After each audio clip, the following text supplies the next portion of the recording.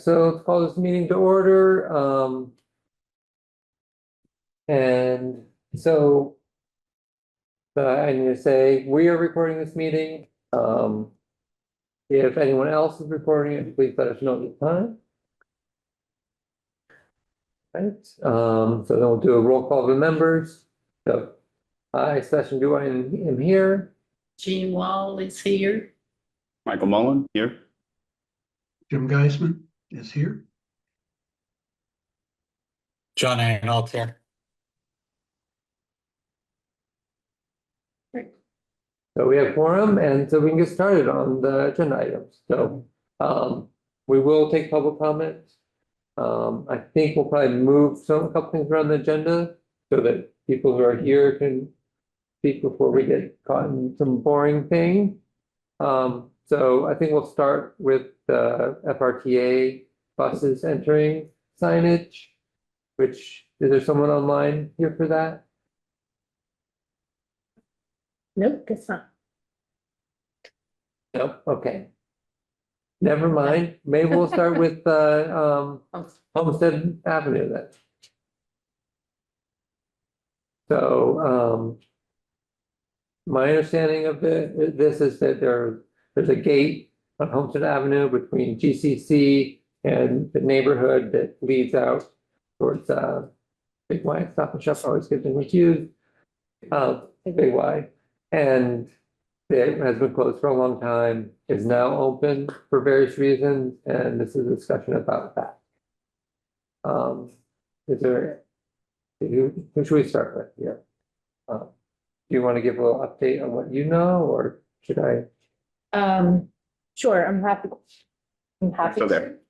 On the Homestead Avenue situation, the mayor talked with police and fire and has been in touch with GCC, and the reason for the gate being open is a public safety issue having to do with school shootings. That if that gate is closed, there's only one way in and out of GCC, and given the climate of school shootings that the US seems to be in right now, it was decided that it was a safety issue, and police and fire have asked that it be open. Just because that's the case doesn't mean we can't still talk about the issue and can't talk about ways that we can mitigate the issues that are being raised by the gate being open. But it was decided that it was a public safety concern and one that the mayor felt that the city should respect. So she wanted me to let you all know that just as a frame for our conversation. Great. So maybe you want to. I don't know if Jack has an update from the GCC. I was told that they were having a meeting today also. Okay.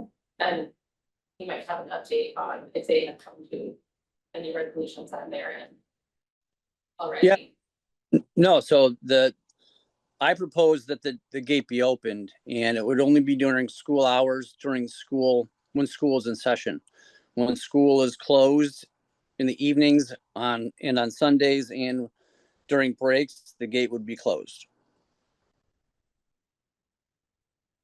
And Jack, could you say, I'm sorry, could you say your name and just who you are for the record? Jack Vanoss, I'm the chief of police at GCC. Great, thank you. So as far as the neighbors are concerned, if it's for emergency use only, we're seeing a lot of traffic come through in and out. That is using it as a public throughway, and I have statements here from the neighbors, and I had sent a document beforehand indicating that the road itself says it's not a throughway, it is supposed to be a dead end street. We're not supposed to be having public traffic. At total respect for emergency use, nobody is asking that it not be an emergency use situation. We do want it to be somehow made emergency use only though. John, I see your hand is up. Do you want to say something here? Clear if we're getting into discussion. I mean, I hear the need for it to be open, but perhaps there's mitigations like speed table, snack down, and maybe like a sign says emergency use only. Maybe that's a way to something like that where it's open in this need, which sounds important to me, but also would discourage, just people trying to get to Planet Fitness fast.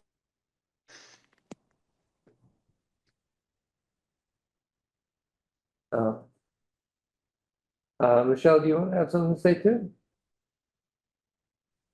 Hi, I'm Michelle Allenby. I live on Carroll Lane, really close to Homestead. If this is strictly for emergency use only, I totally get that. I mean, I've got kids that go to Greenfield High School. I'm terrified every day of what could happen. I understand. With that being said, this is a densely populated residential area that, as it was pointed out, it's supposed to be a dead end non-through street. If it is only going to be open as a neighborhood, I believe that there are enough people who would really like GCC to step up, post signs saying it's for emergency use only. And if the chief of police at GCC would make sure that that is enforced and patrolled, and maybe even come up with some type of fine for people who use it as a throughway. When that was open during the construction for the Rotary, people were going insanely fast. There are a lot of kids in our neighborhood now, and I feel like if you're just gonna keep it open and not put in speed limit signs and maybe even speed bumps or something along that line, it's something's gonna happen. It's a densely resident based area, and to have people going as fast as they were during that time, it's not going to be good. So I would ask if GCC would maybe help and come up with some compromise if that's going to be the case. Thank you, Michelle. PD Lab? Oh, no, what your name is, you introduce yourself perhaps? My name is Dodie LaValle. I'm actually a resident of Homestead Ave. And I would like to back Michelle up 100% on what she had just said. We see speeders as it is going down our street every day. We have lots of children, lots of people that walk dogs. We do not have sidewalks. And even in the evening, it's not very well lit. So I do think that if it's going to be open for emergency purposes only, that there definitely has to be signage. And I think it also needs to be policed, because it is a problem already, and it's just going to get worse. Thank you. Thank you. I'm Dee Foley. I live on Mac Nav, which is right off of Homestead, right down that end. And that portion of Homestead Avenue is very narrow compared to the rest of Homestead Avenue. There are no sidewalks on either side of the street. You've got elderly people trying to take a walk. You've got people with dogs trying to take a walk, people with kids. And it's, I mean, as it is, you have to get on the grass when cars come in because it's dangerous. And I pulled out the first day it was open, I pulled out of my road. And I immediately had 3 cars on my tail. And I mean, they were going fast. It's not safe, and it's a nice quiet neighborhood, and we shouldn't have to deal with it. If there's a way they can keep the gate closed and have like a button that people can push to get in and out and something like that, but having it open, if I was working there and it was open, I'd be going through there too. It's a quick way to get out. So it is significantly faster to get out that way to Shelburne Road. How difficult would it be to actually provide that technology where you could have remote access, even that a button could, with a type of gate that could be controlled by various emergency personnel and with remote access? Yeah, perhaps we should see what Jack has to say here about what the requirements are for the egress during emergency situation. And whether that would cost a lot of money. The gate is old as it is. Technology's there, but we'd have to run electricity out there. It would be very expensive. And so as far as other deterrents, if the gate does need to be open, perhaps we could be thinking about other deterrents, have people cutting through the neighborhood that way, right? If it were clearly marked that it was for emergency use only, Okay. and if there were the flashing signs that have had great success, I think, on the Right. Country Club Road, Silver Street intersection, and people paying attention to them. So that if there was something that would clearly get students' attention, that it's not to be used for anything other than emergencies, at least at that end, I would think it would cut. If it had to be Yeah. open, I mean, it's the only option. So Jack, is there any signage there? Would that be a problem? I guess the other question is being open, when it's open, is that for emergency use only? Or is it just that it's open now for all use? Do we have any idea? So the main focus is emergency, and it's not just, I know, I apologize, I don't remember your name. It's not just active shooters. As a matter of fact, last week, we had a student drive into a light pole, knocking the light pole down, and we had no other way to get people out other than Homestead. And I think that might have been when people saw a lot of cars, because ever since I've opened this gate, I've had an officer each shift for an hour, staggering the hours, counting how many cars come in and out. And I've also talked, even before I did this, I talked with Greenfield Police Department to see if they could post someone in the neighborhood to act, to number one, count the number of vehicles, and number two, act as a deterrent. I can tell you, since I've been take out the light post, which would have happened anyway, because I would open the gate because we had no other way to get out. The most we've had is 2 cars going through during one of the 1 hour shifts.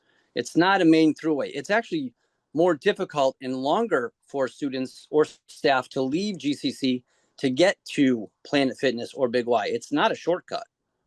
Yes, it's. The rotary No, it just, people aren't thinking in the reasonable, like, that it is, you should be driving slower, but that doesn't mean that people are actually gonna, and the more that people that drive by and realize it's open, the more people that are going to use it. People haven't figured it out yet, that does not mean that they won't figure it out. One of the construction vehicles from the college came down just yesterday. There's no reason why that truck needs to come through all these parked cars on the side of the road, no sidewalk, there's not even really space to park. It just feels like it's unnecessary. You're adding an unnecessary risk when if it's fully support emergency access there. Yeah. But I would really appreciate it if it was just emergency access. I live right at the end. I have small children. My husband is on here watching, and my small children are not here, so they don't unplug all your computers, drive everyone nuts. And their safety means the world to me. I moved here because it's a dead end street. I have additional documents also that my neighbors who are working and couldn't be here, who wanted to make statements on behalf of our neighborhood that we fully support the emergency use and we want it to remain emergency use only. Jim, do you have something to say? Yeah. Sorry. Jack, could you tell me how many people are going in and how many people are coming out? I'm trying to figure out whether this is an in problem or an out problem. When I've had officers posted there, the numbers what I'm getting back are 2 per, and that's not even true. I've actually sat there multiple days, several hours, and I only counted 1 car, and it was actually one of our professors who lives in that neighborhood. It's not. Are you doing it at lunchtime and at the end of the day, because that's when the neighbors. Like I said, I'm doing 3 shifts, so morning, afternoon, and evening, and we're picking an hour differently in each of those shifts so I have a better accounting of the number of cars coming through. It seems to me that, okay, but dealing with students using that as an exit is different than the issue of people coming in there to take a shortcut. Is that correct? Jim, I don't think there's any other reason to use that other than to get to GCC. It's a shortcut from GCC to in and out of GCC, right? If it's Yeah. that's why I'm trying to figure out what the problem is. So You know, the- if it's GCC students, you know, signage is probably the only thing you can do, and, Yeah. and random So- monitoring. But if it's So- people using that as a shortcut, one suggestion is I put up a dead end sign, not a no throughway or whatever.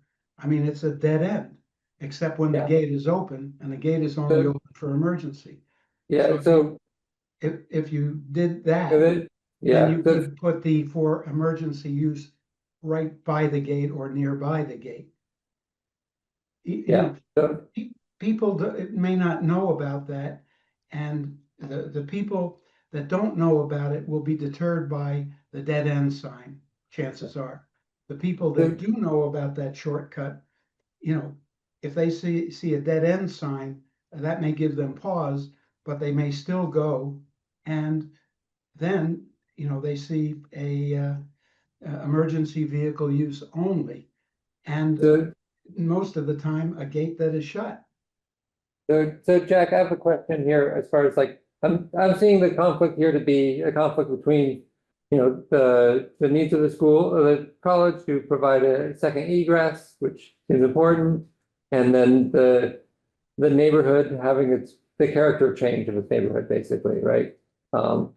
And so I'm wondering, could it be that, I presume the gate there before was locked when it was closed? Yes. Yes. If it was closed and unlocked, Yeah. that would provide a clear deterrent, like this is not something to be used, but in an emergency situation, an easy way for people to get through, right? And so that, I think that might be could be a good balance, right? It's not locked, it's closed, it has a sign that says for emergency use only, and in any kind of situation, any reasonable person would be able to open up that gate and get out. Which, I don't know, so that's one idea. And I'm not sure if that would work. I'm seeing, I don't know, Jack, if you want to respond to that, or I'm seeing other hands up there. If you're not gonna lock it, great idea if you're gonna keep it closed, but eventually someone's gonna open it and it's gonna be, might as well it's either or, Yeah. either lock. So we have I'm seeing some very strong volunteers here who would be policing it, keeping it closed, just. But yes, I hear you, Jack, and this might not be the right solution, and I think, but we could also do some trials to see what could work, potentially. Yeah. If that satisfies the needs of the second egress, having an unlocked gate. So I'm gonna jump in here. I had my hand Yeah. up. I live on Homestead Ave. My name's Jake Brown. I think I'd like to come out in support of some of these ideas, especially the recent one with having the gate closed but unlocked, and relying on the neighborhood to kind of close that if needed. Respecting the school hours and the need for it to be emergency use.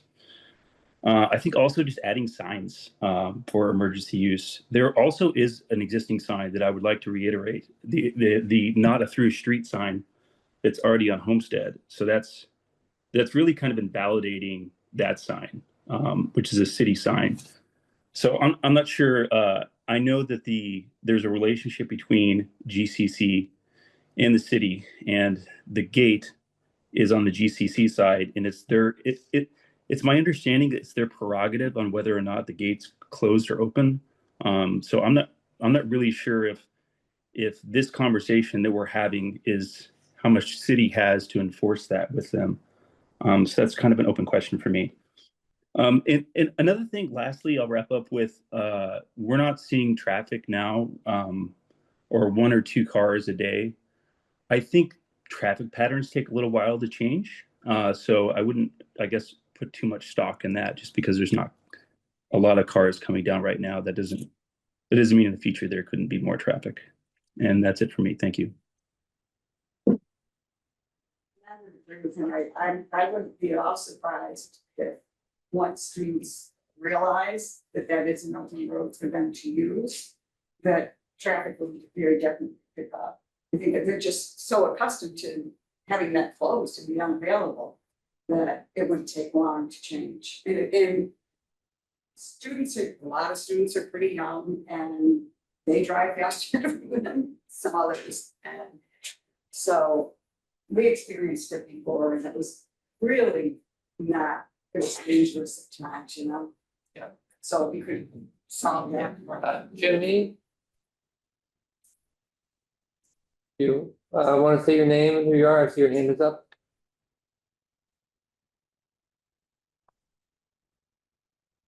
I'm not hearing from Jimmy. How about Michelle? You have something to say, Michelle? Hi, sorry, Michelle Allenby, 14 Carol Lane again. So when we're talking about the statistics of like 1 car an hour, that's irrelevant to me because if you looked back when it was closed, when they were doing the rotary, it was many more cars than 1 an hour, and they were going significantly faster than the speed limit. And I think that we all just need to understand that the people who are saying this are people who live here and the people who watched cars go flying by these houses. And I really appreciate that we've brought up that there are no sidewalks on this road. And of course, once people start to realize that they don't have to wait in traffic in a line, of course they're going to start cutting through.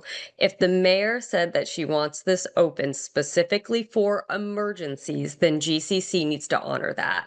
And it needs to not just be a second when whoever, whenever kind of situation. It needs to be monitored by GCC.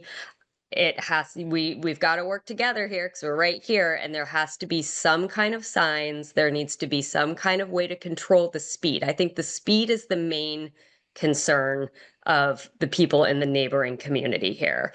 So again, I agree with the ladies that are there when it comes to, obviously, I want people to be able in an emergency situation to get out of that area. But I also feel like if we're talking about public safety, we need to also talk about kids playing in the street and potentially getting hit by a car. So anyway, that's what I have to say. Jim, and then I think I'm gonna start to wrap up the comment section here and we'll see if we can figure out a way to move forward. Yeah, one thing, okay, I think we all understand the problem, that this is not meant to be a throughfare, that the gate, if it's open at GCC, you know, at the GCC side, people can go down, students can come out, and speed's a problem.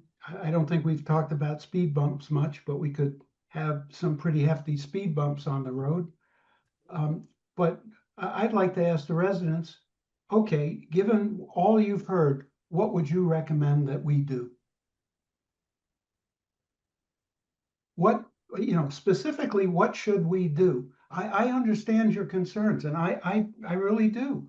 And I understand Jack's concern about emergency vehicle access. But I'm not sure what the residents really think a good resolution of this would be. I think Given all the constraints, given all the constraints. I What do you mean, recommend? keeping the gate there, but closed, but also accessible if if that's what it's for an emergency situation, have it be able to be opened in an emergency situation. And Like, closed but unlocked I'm not doesn't do sure who the council member was that mentioned that. That was genius. Like, it's so Okay. simple. It keeps it closed from through traffic, but it can be allowed in an emergency situation, because if that's what we're really just talking about, it allows that to be an option. I think that would be a well-rounded solution. Okay, and Jack, how hard is it to leave the gate closed, but with some effort, not major effort, unlock it? So leaving it, close it and then lock it? No. She's saying, leave it unlocked, right? It's like just close, Right now, you get a lot of locked, seconds. Yeah. So that in an emergency, it can easily be pushed aside and cars can go both ways. Right. But if it being closed, unlocked, can't imagine anybody's gonna make an effort to get out and open it just to drive through. I think it would be a deterrent. You could probably hold it shut with the traffic code. Yeah. Yeah. Yeah. I mean, when we talk about closed, but, you know, there are locks and there are locks. If you put a chain around there with a combination lock, that's a heck of a lot different than one of these locks that you see on, you know, in farmyards, where you gotta go over and you lift the thing or you do something like that. I mean, what we're talking about is something that is inconvenient to Yeah. unlock it, but it is easily unlocked if you really need to. So, great, thanks, Jim. Okay, so I think we've heard, we That's appreciate my- you coming and we'll take all these, thank you so much.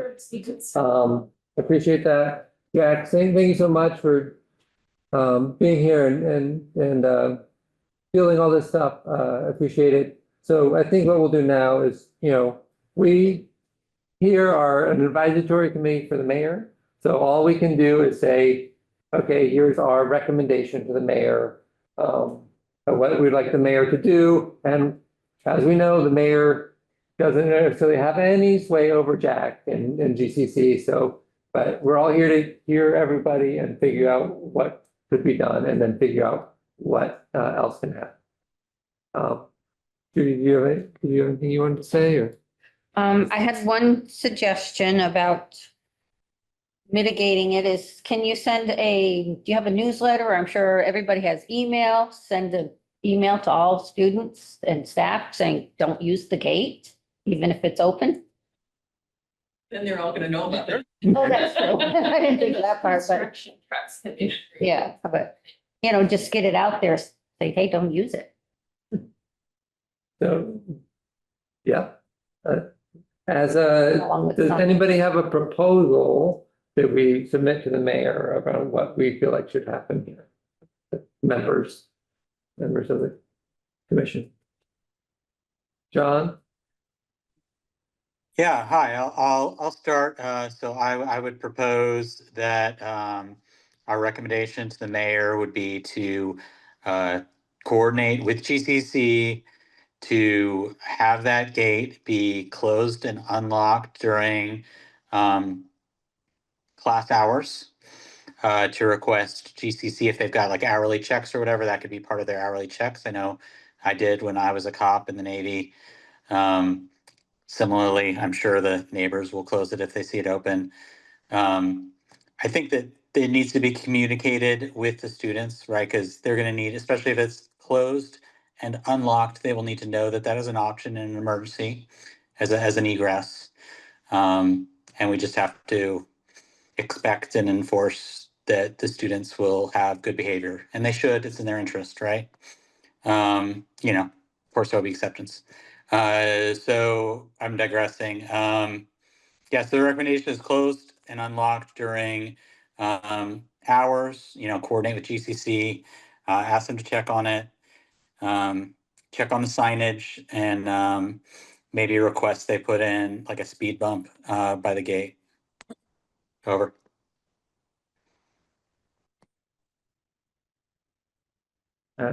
That all sounds pretty good to me, except maybe the speed bump. I think if there is a gate, I don't know if the speed bump is necessary.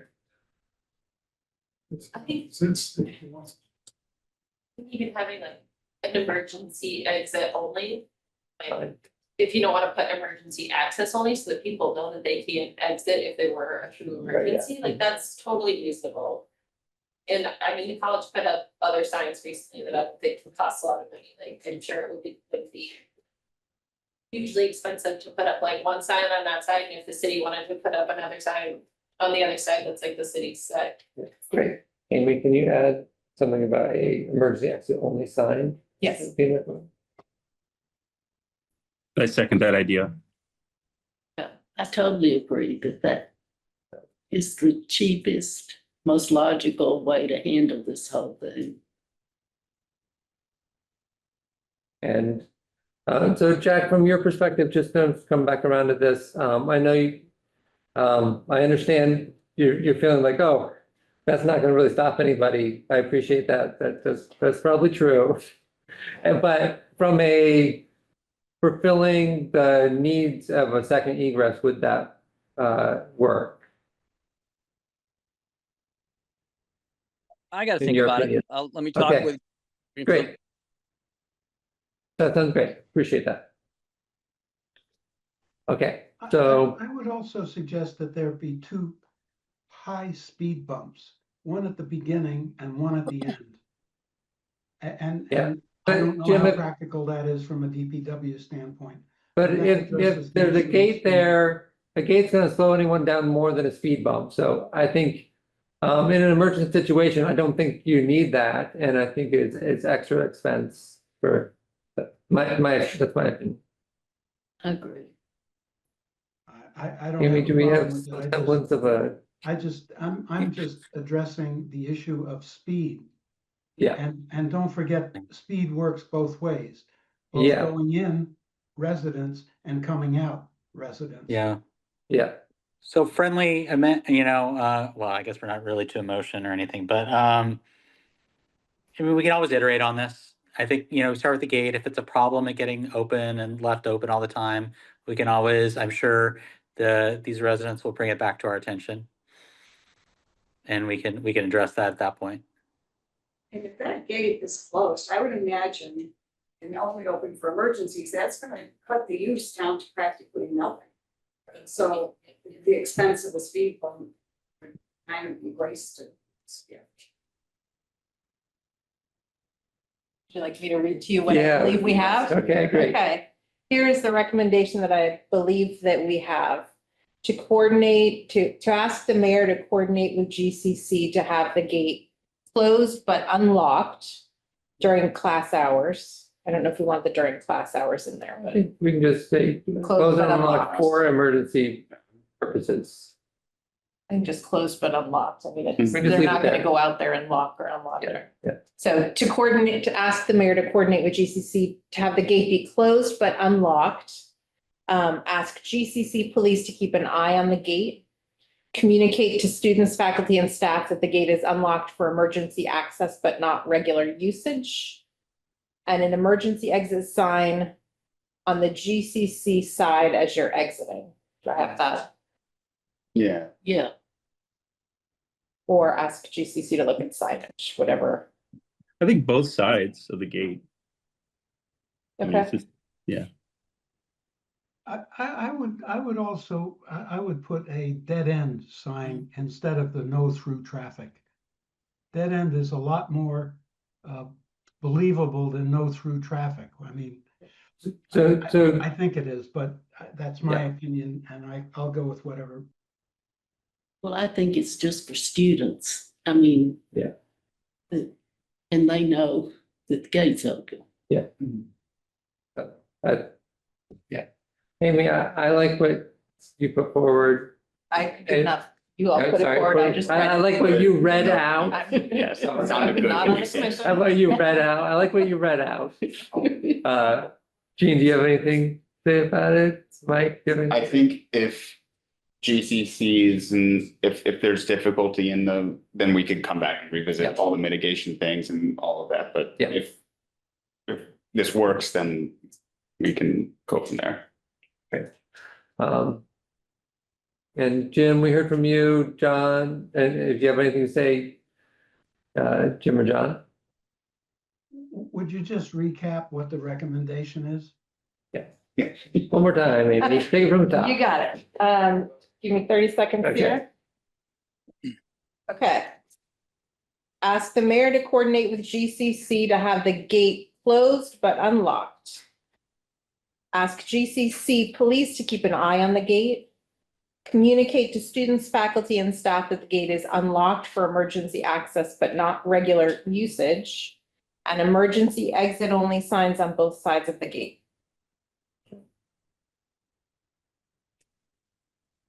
Not sure you need it on both sides, but certainly the GCC side.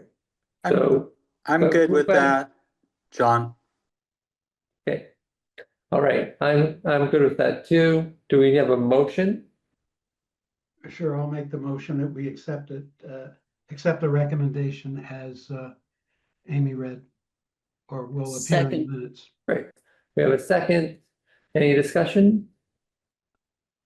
We did. All right. All in favor? Roll Roll call. Yeah. Jim? Say your name and what your vote is. You're muted. I vote in favor of the motion. John? John in favor. Mike? Mike Mullin, vote in favor. Jean Wall in favor. Sebastian Goodwin in favor. Thank you so much for coming. I hope. Thanks a lot. You could say. Thank you, Jack. Really appreciate it. And everyone else up there? No, I wanted Thank you. to know, hi, Mom. It's like, what is that? I'm sorry. What do you say? I wasn't good? Do we want to see if anyone's here for public comment on another issue? Yeah. We'll see. Give it a second.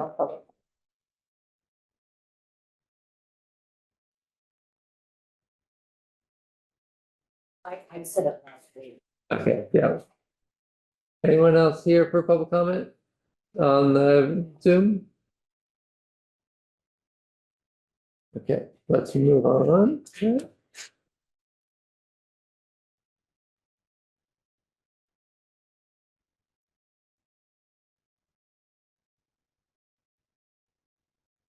Okay, review question, FRTA for buses entering signage coming off of Bank Row. So this is coming off of Bank Row. This is turning on to Hope to Olive Street.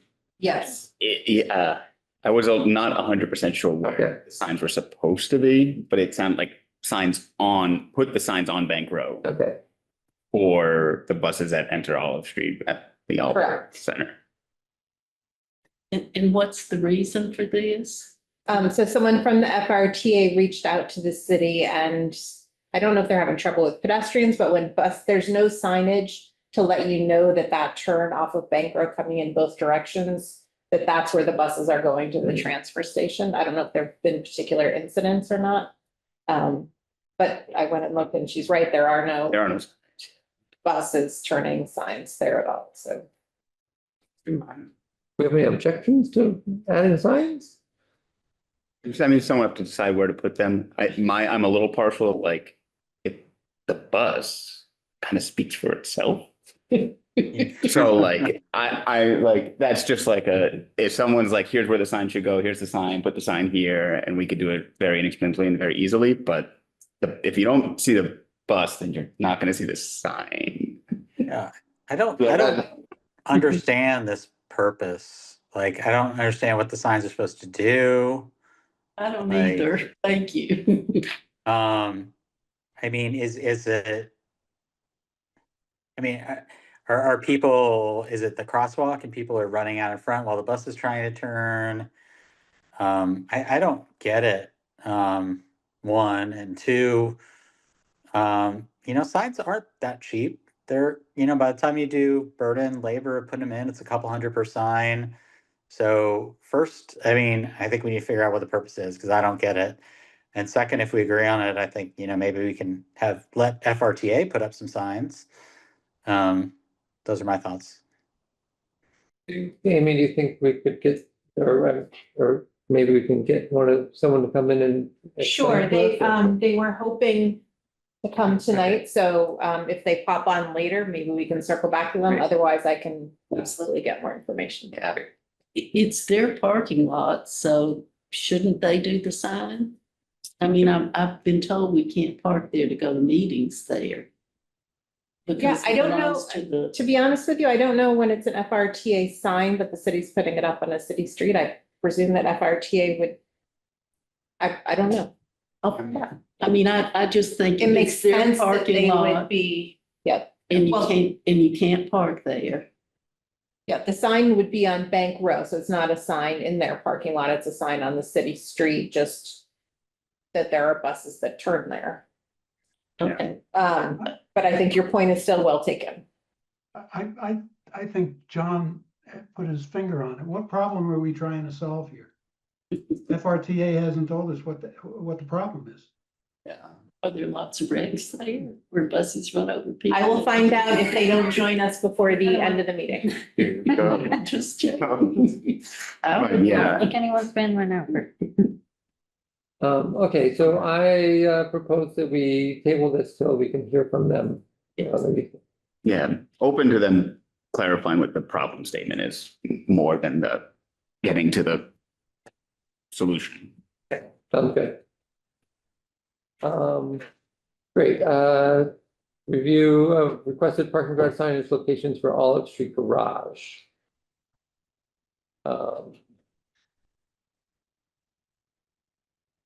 John has. So John, Yeah, I was watching the city council when that came up.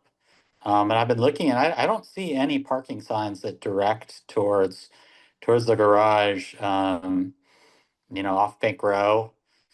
Or it seems like we probably would want a couple, but I think the most important would be from like the Court Square intersection, right? The main and Federal, and then one at Bank Row, kind of funneling the main flow of traffic to the garage. The other part of it that came up in the council was they were talking about like the lighted ones they have in Northampton. This is how many spaces are available. And I did like some quick Googling and that sounds prohibitively expensive. But the parking, I don't see the parking signs. I looked out a little bit. Looks like the ones that exist towards the smaller lots maybe predate the garage and that was the overlook. Mhm. okay.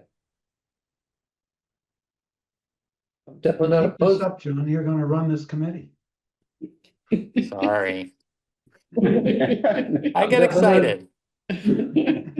I'm definitely not opposed to that, I think, right? Well, it's logical that you have signs that tell strangers where to park. Yeah. Yeah. And it seems to be a bit of we're trying to get more garage usage. Yes. And the number of people, the number of spaces don't matter. Cause they're. Yeah, we're just trying, yeah, right now, I think if we wanted to be really sort of analytical about it, we could try to look at some of our parking numbers in the garage based on when it's counted. Try to get some signs up and see, just to measure the effect, because that, if we get a couple signs and we maybe see a signal, maybe we get a couple more before signing up the entire town for the garage. But I think that it's probably worth where they're pursuing. How hard is it to get something like data on monthly usage based on paid things from kiosks? So challenging in the garage right now because the kiosk does not work. There's nothing, right, in the garage right now? Passport. Yeah, so we could use, exactly, So- yeah, when I said kiosk, I meant whatever interface people are using. I think, so the best way of getting counts right now is probably a human going over at various points Okay, in terms of accuracy. yeah. So my department has gone over there. when we've- No, yeah. I don't mind doing those things too. I have weird activities, of going, pick some times, go in, do some counts, try to get estimates and. Yeah, I think your point is taken to start with a couple or a few, and I think the mayor's thought, she had proposed 3 locations, but we could even start with 2. Yeah, oh yeah, and especially if we have proposals, the more we could get, here's what we're looking at, the more we get into details, but I think right now, is everyone good to Yeah. say, let's. But yeah, work the more on 2 that this? Jean had Yeah. suggested of the sort of somewhere up at the Main Street intersection, and it may be a couple coming from each, direction or something like that. Something like that, yeah. And then 1 down coming up, as you're coming up Bank Row, there's nothing to suggest that you should turn right. Right in the parking garage, yeah. Yeah. By the time you see it, you're past it. So John, I think you raised your hand first. Oh, I just heard a statement. I don't think that the garage usage is a problem. I mean, the garage comes up a lot. It's a hot topic. And so I feel like we're constantly in, clarification mode on that. But this was brought up and it's just a valid point that there is not signage towards the garage. So it's just rectifying a lack of signage would be my just correction there. Stephanie? Hi, Stephanie Duclos. Thank you for letting me speak. I just wanted to let you know that there are cameras in that building. We have watched actually police response happen when somebody took out one of the height restriction bars with a vehicle they didn't realize could pass under. So data that exists, and I hope that the signage that was mentioned by the city council isn't part of a petitioning effort to change the Hope Street lot into housing, because I think that kind of crosses a line in this town. So thank you. I just want to let you know there is information. You don't have to sit there. I'm sure the police can come in at the camera right there. Okay. Thank you, Stephanie. Jim? Yeah, my only comment is, I don't think you have to count anything other than revenue. And you see whether the revenue ticks up. Right, that's true. All right, great, so does somebody want to put forward a motion, suggestion about what we're gonna be recommendation? So I'll motion for the mayor to consider standard parking signage pointing towards the Hollow Street Garage from each avenue of approach.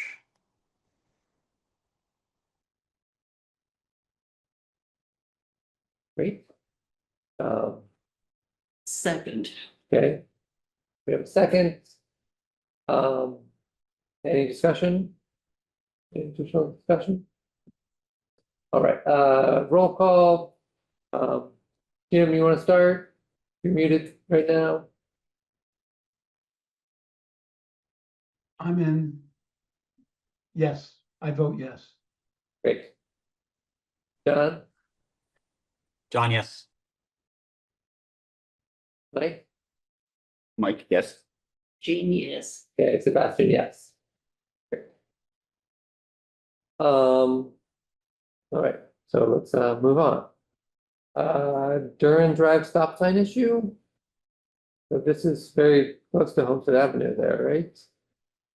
Do we know what the? I don't know. It is different. It is different. This has to do with, I believe, foliage somewhat blocking. Oh, So okay. it was two issues, but one, I think the mayor's office was gonna talk to DPW, so it's where Duran Drive comes down and meets Thayer. Along Duran Drive, there's been overgrowth that's obscuring some signage, and that the mayor's office was working with DPW, and I would assume the neighborhood, to try to get that trimmed back. And then there was an issue where when you come down Duran and you reach Thayer, I'll just read what the woman said. When parked at the stop sign on Duran Drive, looking to the right, it's impossible to see what traffic is coming down Thayer Road without sticking your vehicle into the lane of traffic coming from the east due to the bushes. I guess this is still the landscaping, due to the bushes running along Thayer Road. Is there anything that can be done? So I believe the regulation says you have to keep a line of sight along the corner. So maybe we table this and let the DPW landscape or figure that out. And then if there remains an issue, Yeah. we could bring it back. Do we still? The bushes are a residence bushes, they have to take care of them. to maintain that clear view of sight, right? Yeah. Yeah. And I think the regulation strictly says there is a DPW. fine that can be. You can't just. I worked in cut it. DPW. I think that if the resident is either unwilling or unable to do that, then there might be a grayer line. Yeah. I don't know if that's what's being navigated or not, but. Yeah. I believe at some point the town can administer a fine based on the municipal code. It's like $50 a day or something if you want to go that way, but yeah. Okay, great. So I feel like we'll table that. It seems like the DPW has it in hand and we don't need to discuss it. And if it does come up again, we'll discuss it then. Great. Okay, review of speed mitigation requests on driveways on Norwood Street.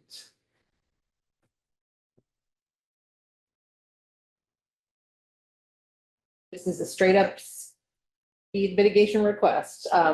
The email said that there are a bunch of new young families who've moved in on Norwood and on Birch. Yep. And that drivers are speeding down Norwood like the runway without regard to small children or anything else. So they are asking the city for some deterrent, whether it's a visible speed limit sign, a flashing sign, or something else. Yep.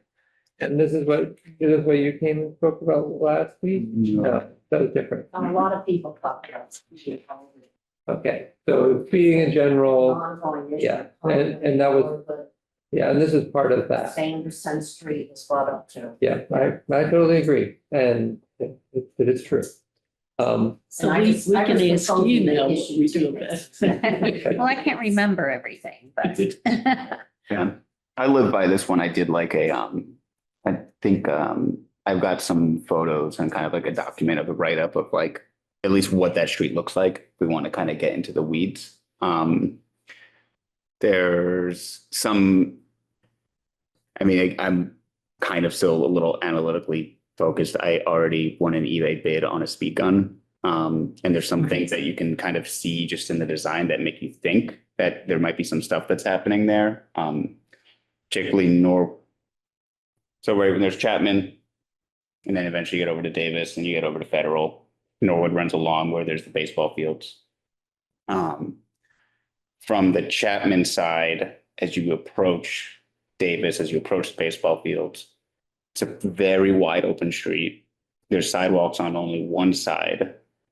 The lanes from center to the curb are in excess of 12 feet. There's not a lot of street trees and very few residents park on the street. On the same street, if you get onto Norwood at the baseball fields, we have sidewalks on both sides, street trees get a little tighter, everything gets visually busier. And a lot of the residents, for whatever reason, along that end of the street tend to park. Some residents park, so now you get this narrowing effect. I would just be curious to see if we were just counting speeds a few different times. If you just see that even on those two stretches of the identical street, you're seeing a little bit of a slowdown. And then maybe looking at even things that the neighbors can do right there. It's like, hey, everyone want to get together for a weekend and park in the street and see if this works. And if it does, can we escalate to maybe, I mean, bump outs are expensive, but you could start with like small planter boxes and things like that and move from there, basically escalate as the neighbors. Yeah, so I think we should, I think what we should do is we should put this on as a traffic calming agenda item that we continue to talk about and come up with strategies and recommendations for the mayor to pursue, right? Because and one of those, I think, what was your name again? Pamela. So Pamela's suggestion is that to not do warnings, to do tickets more often for police. I don't know how that works and what, if there is, Judy, you might know if there is if police have some sort of thing that they go by about whether or not they give a ticket or a warning Oh, for speeding? for speeding. Yeah, so I think that might. There was an article in the paper Okay. also about, I think the chief of police talked about a dummy car. You just park a car there, it slows people down. Yeah. And I believe if I understood the article right, they don't have these extra cars just put there. Yeah. As a deterrent. Because that definitely slows people down. As soon as you see somebody sitting there, you're like, uh-oh, you're more aware. So I think there was a really good effort by previous people to make the default speed in town 25, which I think has been good, but doesn't mean people actually follow that, right? So having enforcement's always good, and then also other traffic calming measures such as narrowing, having cars parked on the street. I'm in favor of non-permanent bump outs such as planting boxes where you could put those in on, neighborhoods could request them to have them in there, which would, narrow the street temporarily. and they could volunteer to maintain them. Is there any recommendation about, have we done anything like that in the past officially? No. So like do we need to recommend that the mayor ensure that there is a pathway so that you're not just obstructing the road? Yeah, no, it'd be a. Can we kind of thing, something right, and it like- wouldn't be something we come up with all the details for. No, but Yeah, so, and I think we have done a complete streets plan for Greenfield MTV, is that true? Yes, which I think probably had a lot of recommendations around these kind of things, and we should probably look at that. John, I see your hands up there, and Jim, I see your hands up there. Why don't John go first? Yeah, hi. Oh, Pamela got part of it. I was gonna say something we've done in the past, which is pretty easy, is either the mobile, radar sign, speed radar sign, or the semi-operating patrol car that they park around. So that's basically free recommendation we can put up. This is related to this and more tangentially. I think in the past, when speed bumps, things like that have come up, I believe past DPW leadership did not like them, and I've noticed Northampton has speed bumps. So, I mean, to me, it doesn't seem to be a snow plow issue, which I think what's been quoted in the past. So, I don't know if the new leadership, how they stand on it, if that can be a tool we can use going forward. Over. I think it's a good idea to ask the mayor to ask DPW how they feel about speed bumps. Because they do make you slow down, for sure. My issue is I come across Donnell Road crossing over Silver and onto Washburn. And at that corner, I have to pull my car out so it's beyond the crosswalk in order to see cars coming from High Street. Is there an ordinance that pertains to line of sight at Yes. the intersection? Yes. Okay. Yes, there is an ordinance in the zoning laws about how far back, you can put a fence up on the corner or have bushes on the corner and how high they can be to maintain visibility. Okay. I There's- don't there's- know that's my how recollection, well anyway. enforced it is. Any I would comments? say not at all. Yes. Well, that would be my impression too. None of I'm us not don't- sure what to do about it. Someone complains, yes. Right. Around looking for Violations violations like that. Stop. Yeah. Harry. Jim, I think if you complained, you could probably get that changed. Oh, well, put me on the agenda for, never.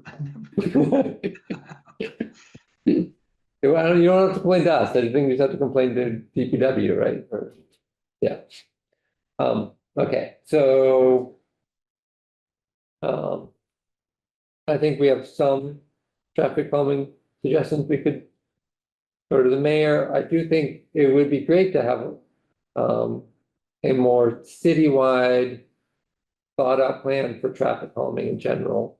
And figure out ways that we could do that. I mean, there are towns where I don't know if you've ever seen this, where they've like made them not have thorough streets, right? They put like barricades at a diagonal on the block corner, so people have to. Oh, chicanes. Chicanes, yeah. I'm not proposing that because I think that would freak people out. But I think there are some other things that we could do on a citywide level. Maybe it's more stop signs or speed bumps, etc. So maybe we could find a list of those things. Maybe talk to the DPW about them, look at the other plans that we already have out there, such as complete streets, and see whether there are things that we could do and adopt in order to do this, which we've heard from so many people over the years about this very issue. Stephanie, I know you've said it many times about traffic and how we can try to slow things down, so. And four-way stop signs in neighborhoods will stop the traffic. Yes. I think there's I mean, this is kind of getting into, we have this topic here, if these come in and we're looking at streamlining and I think we're looking to create some type of process. I think also where residents can say, hey, here's where I am, here's the problem, what can I help do today instead of necessary, like, so I think there might be something there. Maybe we need to come up with a formal recommendation of here's a packet of some projects that we've seen in maybe nearby communities or in other areas. Can we get this rolling and can we get pilot programs or something like that running that kind of puts this into a bucket? Yeah. Great. With So- respect to speed, the way you really slow things down is you don't repair the streets. Well, they're just like I can tell inverts. Yeah. So, On one end of Chapman's doing real good right now. If this, because it came up, I can't remember if it might have been Jim. It's Article 3, Section 385-7, site obstructions prohibited. If you really want to get into the height, information on line of sight. That one more time, Article 3, Section 385-7. Visual obstructions at intersections. All right, so my proposal is that we recommend to the mayor that we we review some of the initial street calming stuff and recommend that the mayor look towards doing a citywide street calming effort. Traffic calming effort. So that we can try to address this in more Because systematic it seems to be in lots of neighborhoods, so why not have a citywide discussion about it? Is this on us to, and I think like we're kind of tasked with like studying traffic conditions and things like that. Should we start kind of making this an ongoing project to get a little bit more of a clean proposal to say what we think? Sure. Yeah, Sounds like a great idea. Yeah. and yeah, And it sounds like you're good at that kind of stuff. I'm very happy to be here. You didn't want to be bored on this committee. did you? Yeah. Do you want to make a recommendation specific for Durham Drive, or do you want to? So, so for Durham Drive, I think we said that DPW is just gonna do that. We don't have to deal with Durham Drive. I'm sorry, Sorry, not, Norwood. Norwood. I Norwood. lost the- I got my speed gun coming. Who is the resident? Barbara? Say that again. The resident, I think, was Barbara.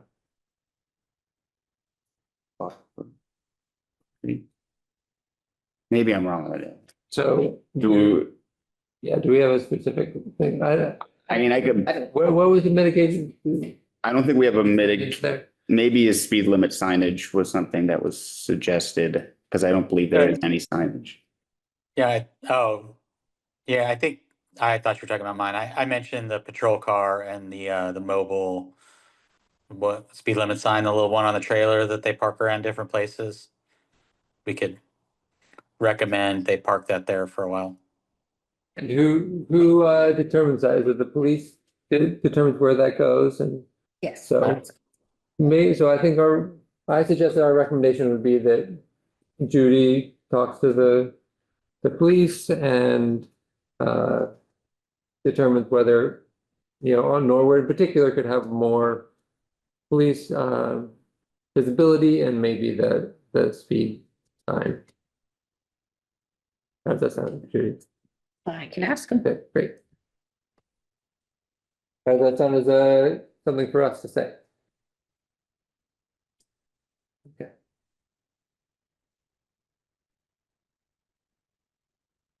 Okay, review of parking. So it is 7. Does anyone have a deadline? Scheduled until 7:30. We did, okay, great, perfect. I'm gonna say, we're starting at 7:30, I might start looking around. Yeah. Great, review of parking on the north side of Church Street, the St. James Church during construction. So they're like redoing the roof there or something? They have, I'm not sure what they're doing there, but when you come up Federal and you turn right onto Church, there's scaffolding all along the church that's butting out into the street a bit, so it's squishing all of the traffic left, and there's parking on that side of the street, so. And Or- today, the parking spots were like, you couldn't use them. How did they do that? I think there On was the like, north like, I think the scaffolding, I believe so, there was so much scaffolding, they had like some tape and like cones, like, don't park here because we're working Okay. here right now. I'm talking about the spots across the street. Oh, on the other side, on the So other there's parking side? on both sides, and Yeah. so when the scaffolding takes up one side of the parking and there's cars parked in the other, everybody's, it's, Really? people are going wide to avoid the scaffolding, Yeah, and And when you're turning onto the street and there's somebody's coming, there's nowhere for the car turning onto the street to go. so the question was during the construction, if those parking spaces on the north side of the See. street, so across the street from the construction, maybe shouldn't be parking spaces to give traffic a wider path just during the time that the scaffolding is up. And I would say this is for the coffee that people are parking there. Yeah, I So, do. I park there and run across the street. yeah. You've got a lit sign. So, But that seems like it'd be pretty easy to do. Are they meters there? No, yes, yeah. there are meters? I think the meters got taken I down. don't think so. Oh, okay. Maybe there's paint. I Okay, don't no meters. know about that. So they would just put up a couple sawhorses saying no parking. Yeah, there's no meters. They were taken down, I believe, on Church Street. Okay. On Jim? both sides. On both sides of church? Yes, On both sides of church, are you asking about the meters being taken Yeah. down or? Got it. Yeah, I mean, there are no meters on Church Street, on that section of Church Street, is that correct? that is my Yes. understanding. They took them Well- out a year or two ago, I believe, after the parking study, if I recall correctly. Yeah, I don't know, I think they still are, but it doesn't matter, if there are meters, you just bag them and restrict parking. I mean, as, you know, or tape or whatever is gonna work. How do you stop people from parking? John, do you want to say? Oh, I didn't hear this mentioned, but if this is Oh, it's related not- to the construction right there, should that cost go to the person receiving the construction? Like if we need to put things out there, I just wanted to touch on that. Mhm.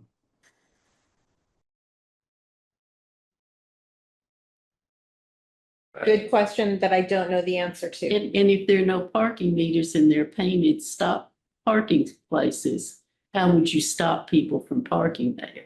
I would probably talk to the DPW or the police, but my first thought is sawhorses. If the police or DPW have sawhorse, you know, the big wooden sawhorses that you just stick in the parking spaces. Or sometimes they just have like a sign that says. Or yeah, the sign no in the parking, bucket. temporary parking. I would punt that question to police or DPW. Okay. I mean, DPW, we don't have any signage. We would probably just go to DPW. Mhm. So I would propose that there be no parking across from the church until the project's finished. For traffic safety issues. Okay, we have a proposal. Mike, you want to second it? Or, Sure, yeah, second to, Any discussion about proposal?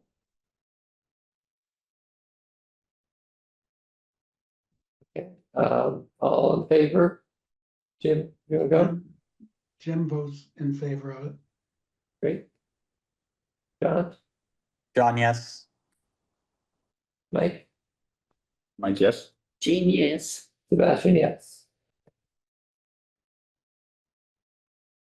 All right,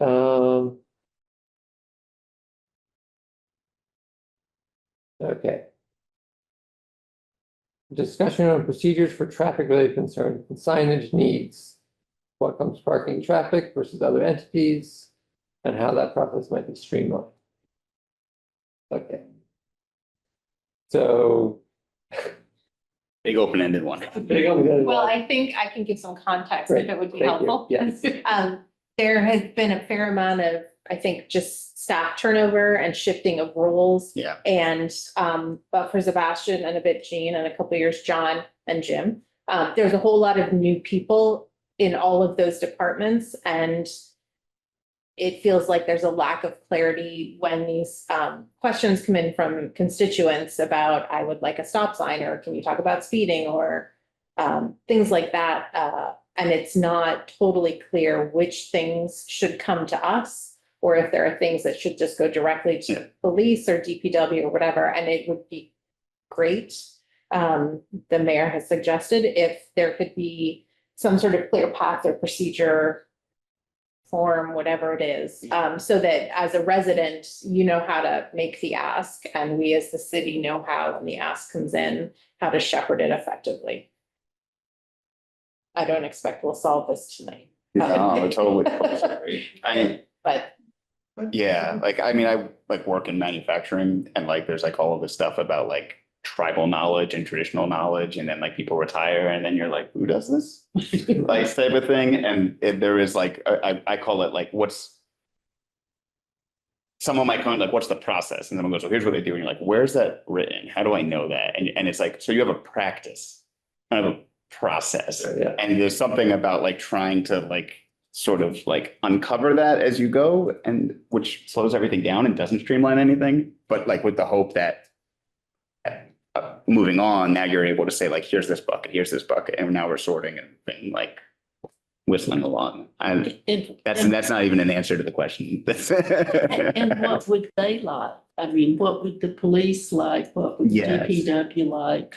I mean, why don't we start from that? Yes. It sounds like we need to get everybody in the room. Get some people in the room, yeah. Yeah. How about we ask police to ask DPW? Then there's also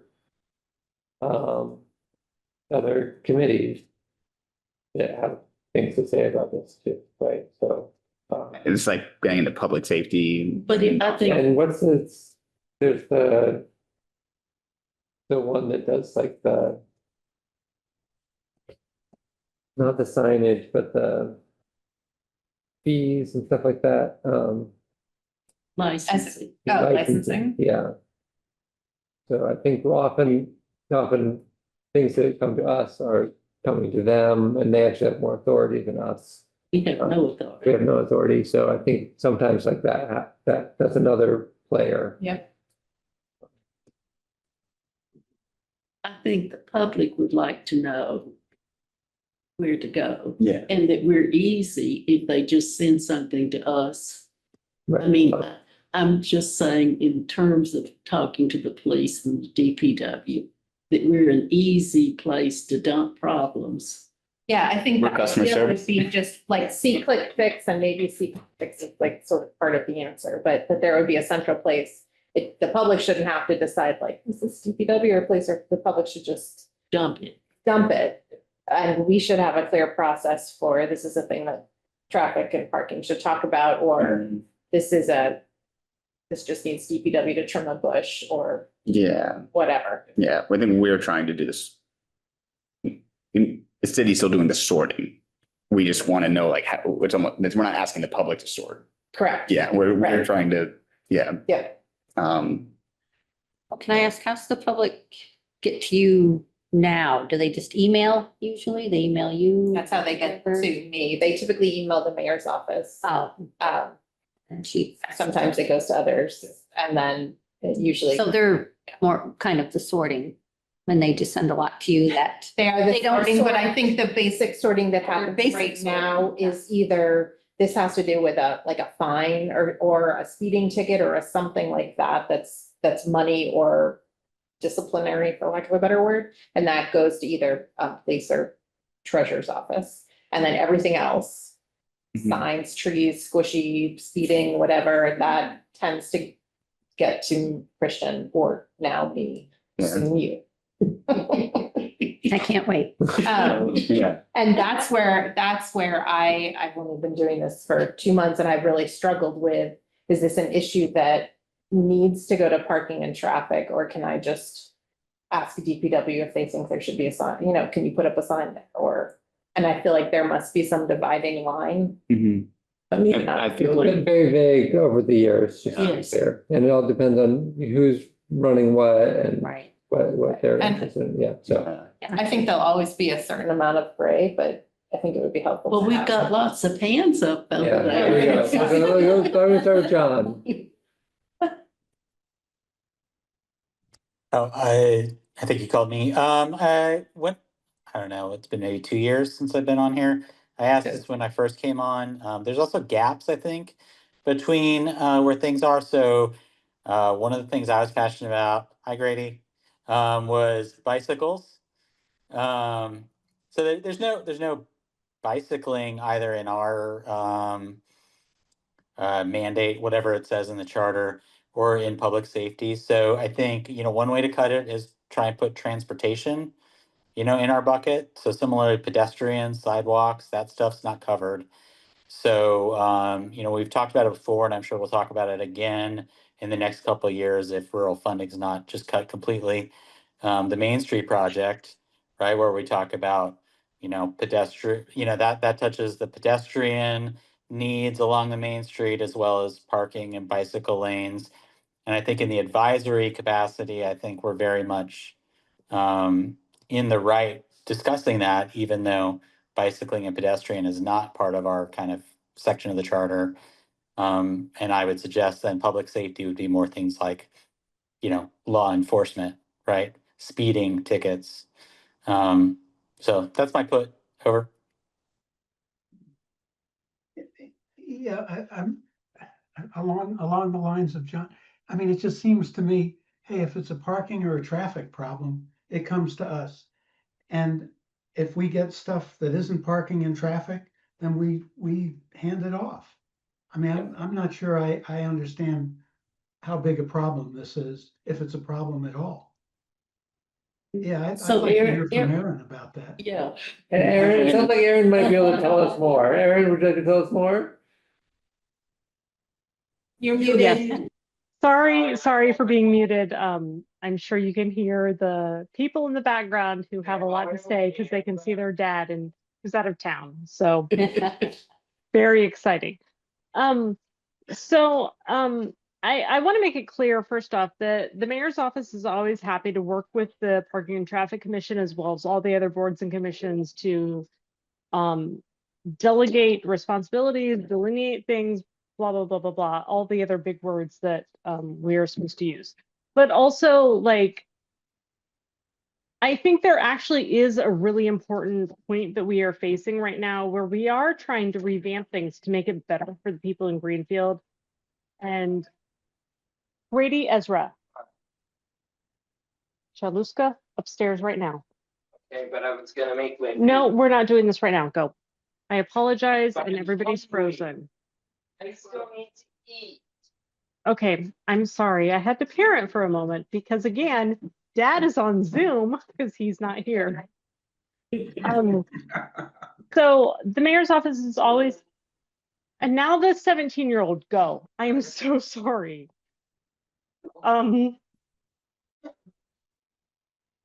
You're usually better behaved. Anyway, so we are always happy to help. We want to figure out the best way to work with everybody to make sure that the right things are being filtered to the right places. And I had a better point earlier, but unfortunately, I also have children who have driven it out of my head. I might be back later. I'm so sorry. Okay. Thank you, Aaron.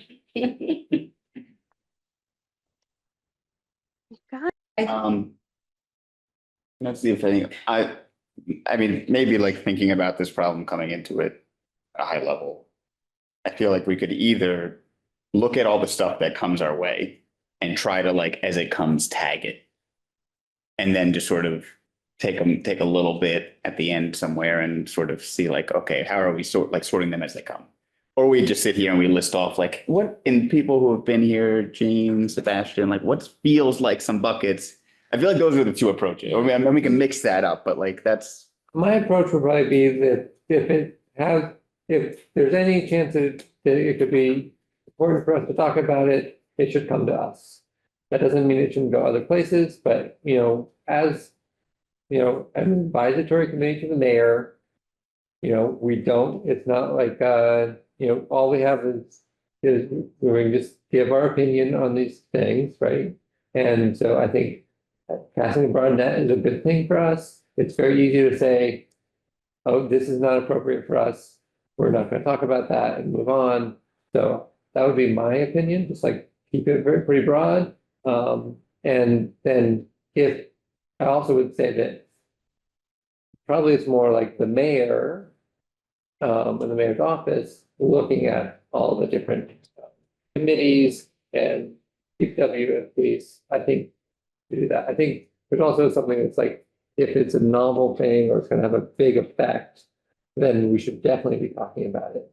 If it's just like, oh, we need another 15-minute spot there, we probably don't need to talk about it. I'm sorry, that's probably a bad example. The 15 No, minutes, I like- actually think that's a perfect Yeah. example because the things that will have a big impact are just based on my limited Yeah. experience the past 2 months and the flurry of emails that do come in. It's very easy. What does belong here feels very easy.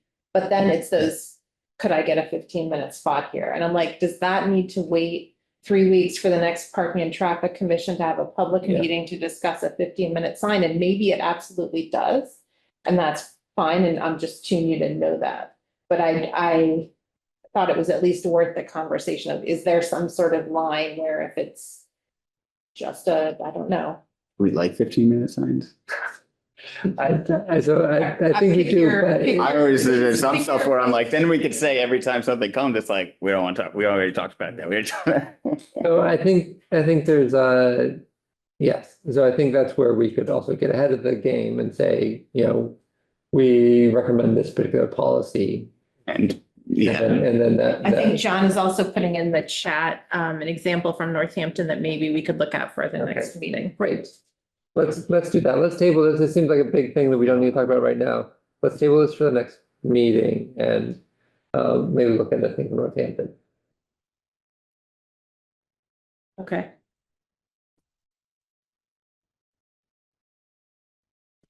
Okay. And I would think the mayor would want us to talk about stuff because that relieves her of let us be the bad guys. Right. I mean, I'm just saying.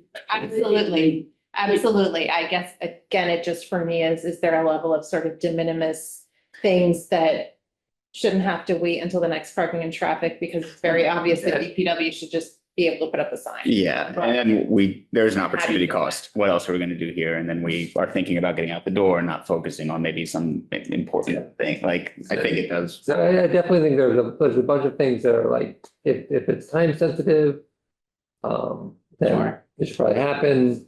And maybe it's like, if we hear about it the next month when something complains about it. Yeah, like, It's like, okay, there- But I think that major things like the street being done over should definitely come here yes. Oh, for sure. to be well, the roundabout was not discussed Yeah, we didn't here. talk about that. Yeah, I would have liked to have heard I about mean, I that. would have liked to have voiced my opinion on that because I have lots of those. I just wanted to add though, signs are not free. My property tax bill is too high. We have signs coming into town that say 25 where not posted. And I think 3 or 4 times in the 2 years I've been on here, people have said, well, I should have a 25-mile-per-hour sign on my block. Yeah. And it's that unless posted. And we should just assume that, a sign is $200 or $300 and, we already don't have enough DPW staff or funding. So, Yeah. And you know what's pretty cheap, John? Staples you can get those political signs really or cheap. parking your car on the And you can just street. like put it on there. Don't you can say 25, this is 25 miles an hour, just stick it in the yard and it's true. And it will work too. Yeah. these are the toolkits that we can offer. Right. Your own sign. So, Your workshop, we all come together. so updates on implementing changes to parking policies. This is a super quick one. I am ready to issue the RFP. Oh, sorry.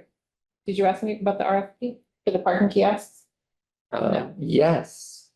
Sorry, I did. just shifted, my brain just went right to the next agenda item. I think that's right, because that's part of updates on parking. Yes, Implementation of implementing parking. changes to parking policies, like. So it's the kiosk. Edited that, but Right. yes, Go. update on the kiosks. We are now ready to issue the RFP for the kiosks as soon as I meet with the finance director. Christian got immediately before he left updates with some language from Passport.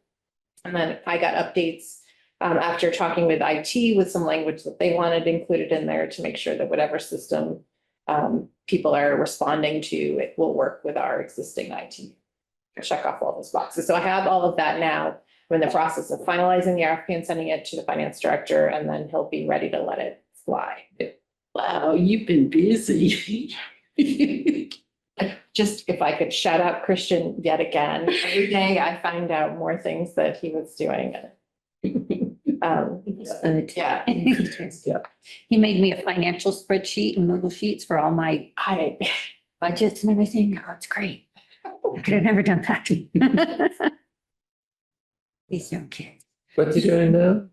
He's working as the downtown district coordinator for the chamber, Okay. for 5 local downtowns. Cool. Okay, parking benefit district? Also a quick update, we created a parking benefit district, which I think we came and talked to you about before. We have not yet had our first meeting because schedules have just been a little bit crazy, but we are hoping to meet imminently to kick things off. And what is that? And so it is a geographically delineated area, which for our parking benefit district, we defined as the central commercial district, which is where basically all of our paid parking is. And it takes a portion or percentage of the allowable parking revenue that comes in. So you're allowed to take kiosk, meter, and Passport parking revenue. You can't take parking revenue from permits or tickets. Yeah. But those 3 things, you can dedicate a portion of the revenue to go back into streetscape type improvements that will make it a nicer area to park or a safer area to park. So it could go for public safety things. It could go for crosswalk stuff. It could go for public art that makes it nicer to park, anything of that sort. Where's that money going now? General funds, right? General fund. So it's a way to encourage people that when you're parking, a portion of the dollars that you are putting into your app or your kiosk are going back in investment into that neighborhood. The way to direct funds. Mhm. I think it's to tie the fate of parking also to that neighborhood that's most affected by like Yes. foregoing whatever else is there because they're taking the park, like, yeah. Yeah. Yeah, that reminded me, I was gonna say this earlier, I forgot completely. Olive Street parking garage signage, like potentially that could come from parking benefit districts. And I think the original suggestion at council, I'm not sure if that came from like downtown business or otherwise, but about like the fancy digital parking space sign like they have in Northampton. When I Googled, it looked like that would be something like $200,000 or $300,000 plus 10% a year in licensing for the tech. To me, that seems like too much for our city at this point. But if, downtown business owners are interested in something like that, then that could come out of their parking benefit district fund. Over. Great. But is there a matter before us on those, or is that's like just an Those are update? Updates, so parking benefit district. It says in the ordinance that we'll come to this commission at least once a year to both share with you what our priorities are in terms of projects that we hope to use those funds for and report back on whatever it was that we did the year prior. Okay. Yeah, so we're getting. And can we make suggestions? You sure can. Just checking. All right, 7:29. Yay. The next meeting is scheduled for October 28th. Is there anyone that won't work for? Sorry. that's- My calendar on. Oh, yeah, me too. I already got. I'm gonna be out of town, but I think I can dial in, Okay, just to let you know. great, So thanks, Jim. probably, but not Okay. definitely. So we will have quorum without you, so that should be fine. Yeah, The government is shutting down. it is, okay. You live in interesting times. Just official is the official. Yeah, we were trying to get a report out today so that we could bill for it before they shut down. Okay, good. Change, we have a motion to adjourn, Motion to adjourn. Second the motion. Action. all in favor? Do we have to Aye. do- Aye. Mike in favor. All right, all in favor, good, I think we're good. Good night, all. Thank you.